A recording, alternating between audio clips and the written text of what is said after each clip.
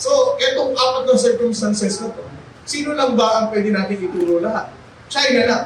So, kung tatanungin mo ko, sino ang pinagbibintangan ko na naman sa pagkasira ng coral reef na to dito sa Escoda Shoal na napakalapit na sa lalawigan ng Palawan? There's no other country na pwede na naman tayo pag-isipan. China lang na naman to. Dahil nga sabi ko, until now, nandyan sila, partida na yan, nakaangkorahe pa ang Coast Guard vessel dito. Nung nabalitaan namin, we received intelligence report that the Chinese are doing this kind of activities in Escoda Shoal. The commandant never had the second thought na mag-deploy dito, huwag nang paalisin ng Teresa Magbanwa. At ito ang dahilan kung bakit nung na-document na natin ang mga areas na to na naglalakihan na, hindi siya ganun kalawak katulad ng sa San Miguel. Dating ba sa punto na pato naman ng Philippine Coast Guard ang hahanan? Well, honestly, sir, I mean, that's our ultimate dream and vision. Kung dadating na sana ang 97 meters na nire-request ng ating Pangulo sa Japanese government for the acquisition of 5 more 97-meter vessels, and that would already allow the Philippine Coast Guard to flex more muscle in preventing the deployment of the Chinese research vessel, the Chinese maritime militia.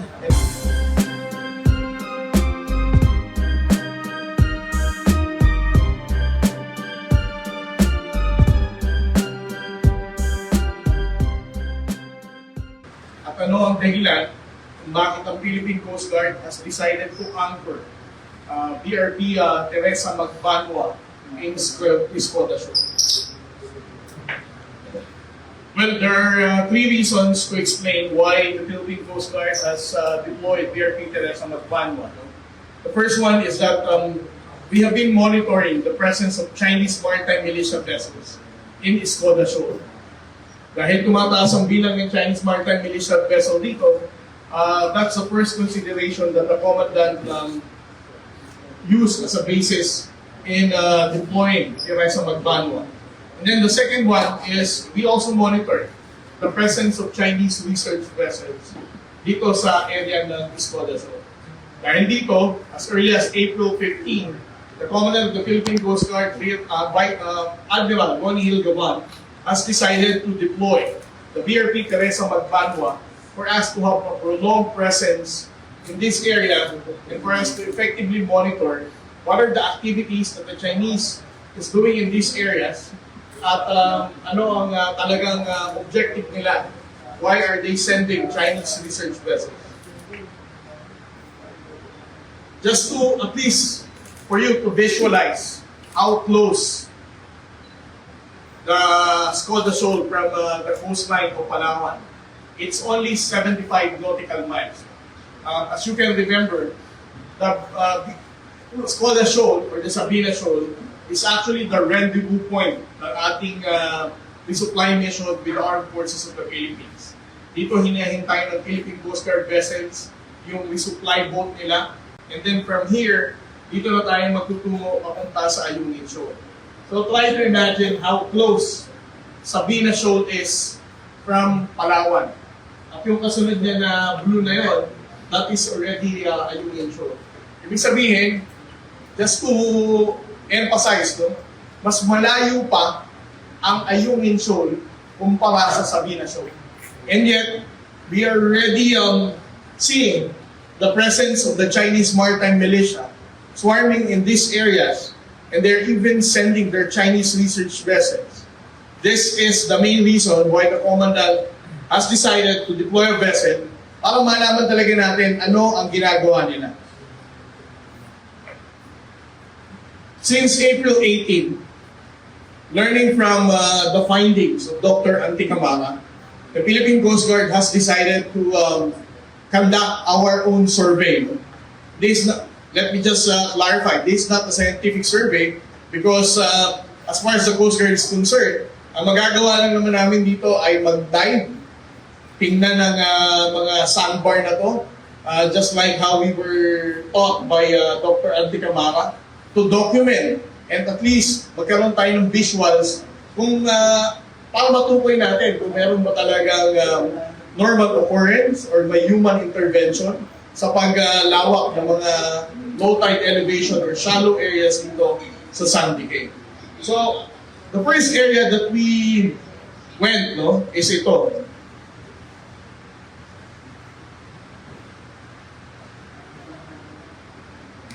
Ang bumulaga sa atin ay mga mangilan-ngilan na lamang na corals. Karamihan dito ay patay na. This also reinforces yung argument ni Dr. Anticamara na kung iisipin natin, dito sa karagatan na to, wala namang masyadong maritime activity. Meron na fishing, mangilan-ngilan lang. And yet, ang makikita natin ay patay na coral reef. No?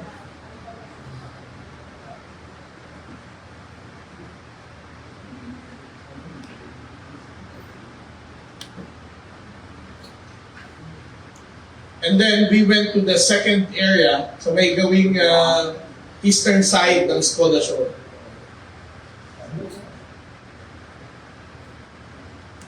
Dito na bumulaga sa amin yung katulad na naging findings si Dr. Anticamara sa Sandy Cay sa May Pag-asa.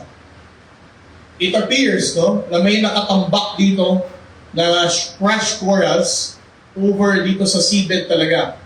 Makikita nyo naman yung gradient color, no?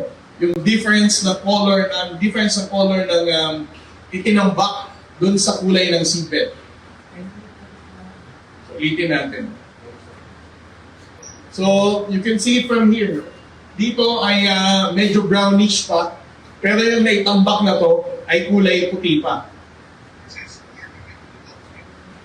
And then we went dito sa may eastern side na to ng Skoda Shore. Ang bumalaga na sa amin ay mga dead and crushed corals.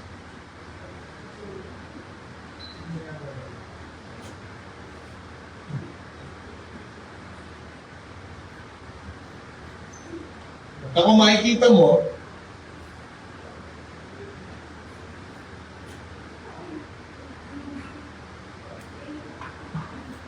dito sa area na to, ito ang normal na may dead corals. Ito ang itinambak ng mga crushed corals. So these are the dump crushed corals. At pagdating nga sa may mababang pangte, yun ang talaga yung unang itsura ng mga coral reefs na namatay.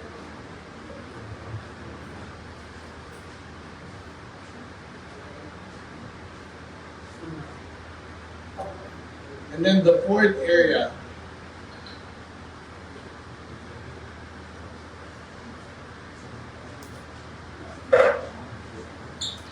dito sa pang-apat, we actually went to the sandbar na to. Unfortunately, I will play yung video. Pero makikita natin na nakalutang na siya. It appears it's already a sandbar. Pero ang nakapatong lang naman sa kanya ay mga crushed corals din. During our prolonged stay in Skoda Shoal, kami ay nakakita ng mga PLA Navy vessels dito. The PLA Navy 622, PLA Navy 537, and the PLA Navy 570. Nagpadala din sila ng kanilang mga PLA Navy helicopters as they monitor kung ano ang ginagawa ng Philippine Coast Guard in those areas and sandbars na dinodocument natin dito sa Sabina Shoal. The entire time that the 97-meter vessel is deployed dito sa Sabina Shoal, ang China Coast Guard vessels din ay patuloy na minomonitor at sinusundan ang paggalaw ng ating mga tropa dito. As a matter of fact, they have deployed 4 China Coast Guard vessels. China Coast Guard 4402 and 3303. Kung maalala nyo ang mga bound numbers ito, these are the same vessels that they are deploying in Ayungin Shoal. Pero, again, let me stress the fact na ang Ayungin Shoal, mas malayo pa ito sa Sabina Shoal. And yet, these vessels are already getting near sa atin, no? At nagpapalagi na sila ngayon sa Sabina Shoal. These are also the Chinese maritime militia vessels that we have seen in the area of Skoda Shoal. Approximately more than 30 Chinese maritime militia ang nag-swarm dito na hindi na sila umaalis at patuloy pa rin ang Philippine Coast Guard sa pag-document kung sakaling meron silang activities. No? Kasi our main objective here is to really catch them na ginagawa nila ang pagdadump na to ng mga dead corals over these sandbars. These are the 3 Chinese research vessels and surveillance vessels that we saw for the entire duration of our presence in Sabina Shoal. A total of 34 Chinese maritime militia vessels were monitored by the Philippine Coast Guard until now in Sabina Shoal, with the PLA Navy vessels and PLA Navy helicopter and the 4 China Coast Guard vessels. Ngayon, ang minomonitor natin extensively is the movement of these Chinese research vessels.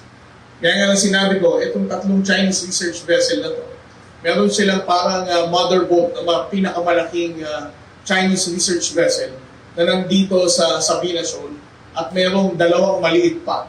Itong 2 maliit na to, ito yung iniikot sa buong Escoda Shoal at nagde-deploy ng kanilang mga service boats as they also deploy divers. We are thinking that they are actually measuring something dito sa Escoda Shoal, and they have been providing the data doon sa mga mother boats eventually kapag natapos na yung pag-time nila. For the Philippine Coast Guard, kapag nachichempuhan namin at itong mga service boats na to, we are also sending our rigid hull inflatable boats, the RIBs, to intercept and at least get near dito sa mga service boats for us to monitor kung ano ang ginagawa nito mga divers na to at makita natin kung ano mga equipment na dinadala nila sa ilalim ng seabed. There was even an instance, no? Ang Philippine Coast Guard was intercepted as well or blocked by the Chinese Coast Guard vessel, by the Chinese Coast Guard RIB dahil nakita nila na dino-document namin itong mga service boats na nanggaling sa kanilang mga research vessels. This is a drone shot, no? Para makipakita namin sa inyo na itong mga service boats na to ay nagdadala talaga ng mga, most likely, these are also marine scientists, no? Who are diving dito sa seabed, and they're also bringing with them different types of measuring instruments, and also to document kung ano man ang nakikita nila rito.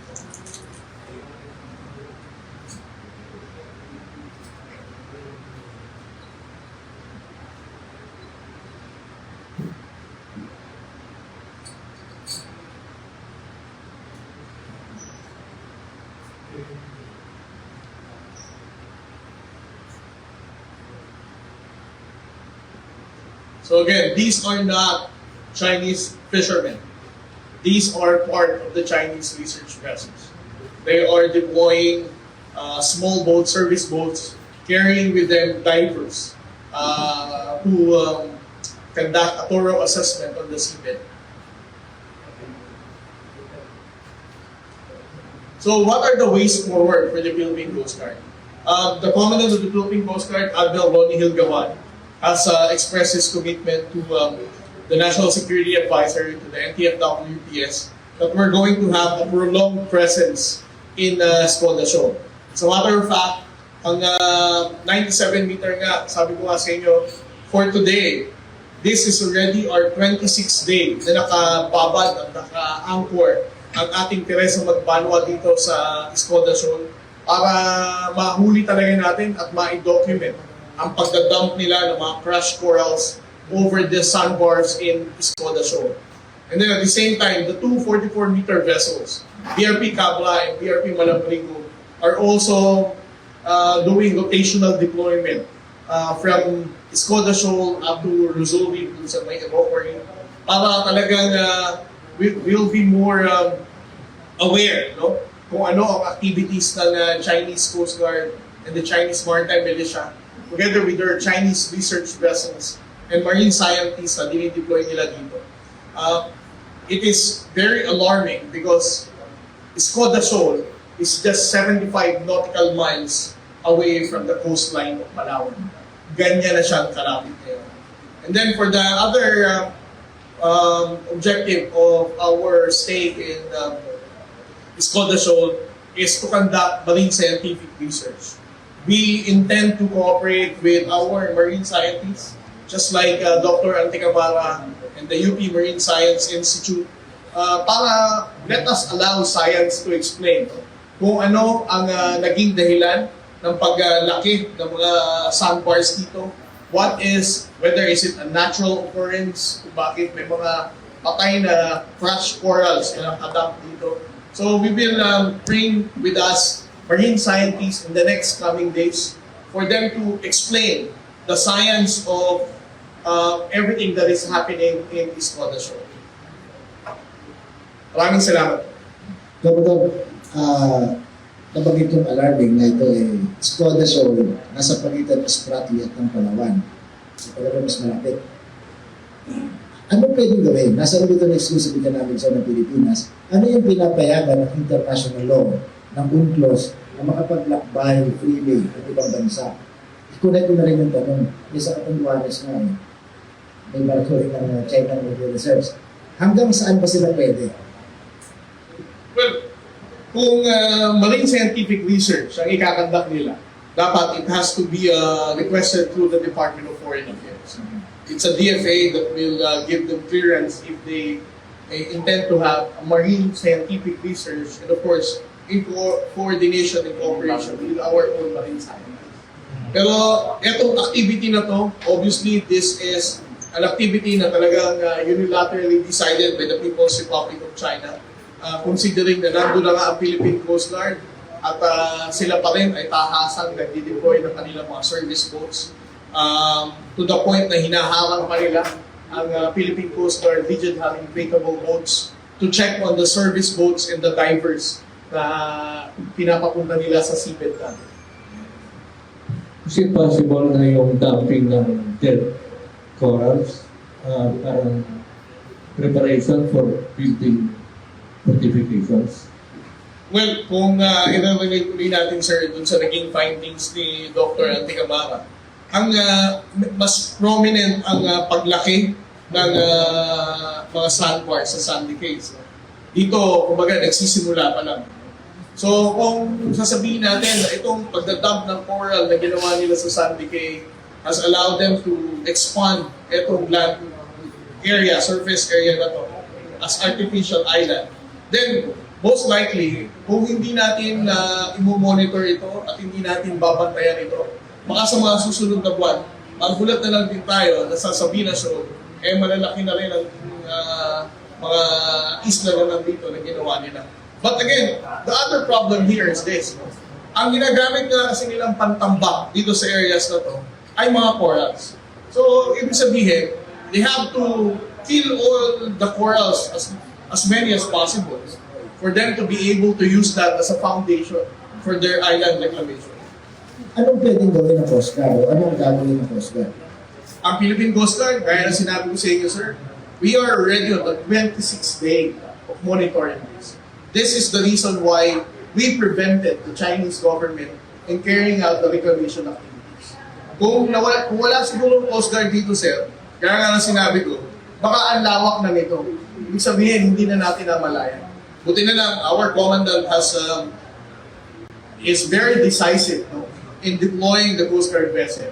Nung nabalitaan namin, we received intelligence report that the Chinese are doing this kind of activities in Escoda Shoal. The commandant never had the second thought na mag-deploy dito, huwag nang paalisin ng Teresa Magbanwa. At ito ang dahilan kung bakit nung na-document na natin ang mga areas na ito na naglalakihan na, hindi siya ganun kalawak katulad ng sa Sandy Cays.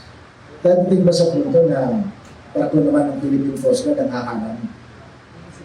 Well, honestly, sir, I mean, that's our ultimate dream and vision. Kung dadating na sana ang 97 meters na nirequest ng ating Pangulo sa Japanese government for the acquisition of 5 more 97-meter vessels, and that would already allow the Philippine Coast Guard to flex more muscle in preventing the deployment of the Chinese research vessel, the Chinese maritime militia, and even the Chinese Coast Guard. Can you give us an idea kung gano'ng kalapit yung 75 nautical miles in terms of sa land? In kilometers, well, these are 120, 130 kilometers. Sabihin from Manila up. Yes, sir. Yung bang educate ka as a map, ano, kasi yung asimot ng lugar, hindi namin masyadong alam. Yan ba'y bahagi nung nasa loob ng 9-dash line team ng China, ng scholar, ng Sabina? Well, I'm not really certain, sir. No? Pero kung pagbabasihan natin ang 9-dash line na yan, most likely it is within the 9-dash line illegal claim ng China. So anong sitwasyon dyan? Kasi parang I don't want to project na state of helplessness sa mga Pilipino. Kasi kung papasok dyan ang mga fishermen ng mga Pinoy, at some point, hinaharas din ng mga Chinese Coast Guard. Well, hindi to a state of helplessness, sir. The mere fact that the Philippine Coast Guard has prevented the Chinese government in continuing their island reclamation in Sabina Shoal, it means we remain to be effective as a coastal state was the sovereign rights of these waters. Secondly, since nandiyan naman ang Coast Guard, at ang sabi nga natin, Philippine Coast Guard has decided to have a prolonged presence in these areas. Then, ang mga Filipino mines na natin will not be, does not have to be worried about it. Dahil ang Coast Guard natin will still be here. And kung sakali mo may mga ganyan harassment, nakakapag-deploy naman tayo eventually. Sinasabi niyo sa kung nakita yung presence ng Philippine Coast Guard, umalis na? O natigil sila? Natigil sila, sir, basically. Dahil simula na nandyan tayo, for 26 days, wala naman na silang nagawang pagdadam, kundi nag-deploy na lang sila ng mga divers, doing the measurement and all. Wala naman tayong nakita nila dito yung actual na dinadamp na nila yung coral. So, the mere fact na huminto na rin yung ganitong paglawak ng mga areas sa sandbars. Dahil every once in a while, ang regional inflatable boats natin together with the divers of the Philippine Coast Guard are documenting whether there is a sudden increase ng paglawak ng mga areas na to. But since on the day one that we did this kind of survey, wala namang naging pagbabago, ibig sabihin, our mere presence has already deterred China in doing such illegal action. Anong sitwasyon niya dito sa Skoda Shoal? Shoal is low tide elevation. Yes, sir. Pag high tide ba, kita na yung ibabaw nito? O nakalubog pa rin? Kapag high tide, sir, obviously, wala na. Kasi May covered. nakikita dumping eh. Sa gano'ng kataas ng epekto, baka ngayon, high tide, meron na rin ano.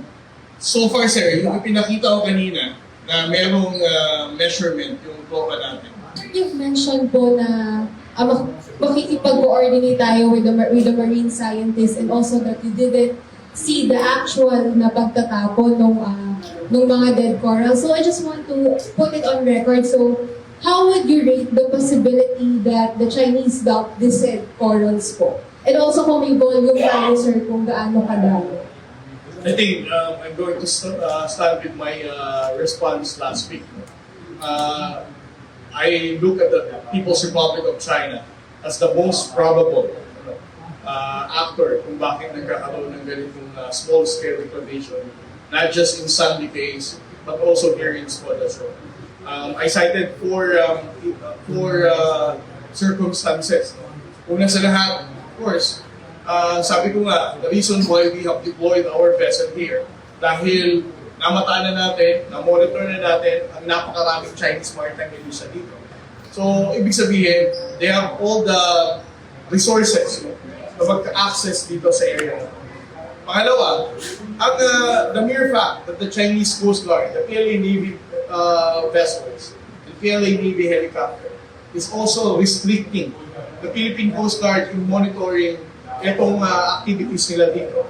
Ibig sabihin, they must be hiding something, right? Third, wala naman tayong namamataan ditong laging ginagamit nilang excuse na Vietnamese.